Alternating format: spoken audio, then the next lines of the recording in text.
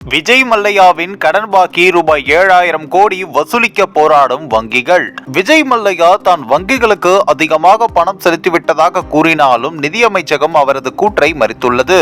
Kingfisher ஏர்லைன்ஸின் நிலுவைத் தொகை ரூபாய் 17,781 கோடியை எட்டியுள்ளது. இதில் ஊழியர்களுடைய PF நிலுவைகளும் அடங்கும். தப்பியோடிய தொழிலதிபர் விஜய் மல்லையா தான் வங்கிகளுக்கு செலுத்த வேண்டியதை விட ரூபாய் 14,000 கோடி அதிகம் கொடுத்துவிட்டதாக கூறி வருகிறார். ஆனால் நிதியமைச்சகம் இதற்கு விளக்கம் அளித்துள்ளது. ஏப்ரல் 10, 2025 நிலவரப்படி மொத்த நிலுவைத் தொகை ரூபாய் 17,781 கோடி என்பது கிங்ஃபிஷர் ஏர்லைன்ஸ் ஊழியர்களுக்கு செலுத்த வேண்டிய PF வருங்கால வைப்பு நிதி மற்றும் பிற நிலுவைகளும் உள்ளடக்கியது என்று அமைச்சகம் தெளிவுபடுத்தியுள்ளது.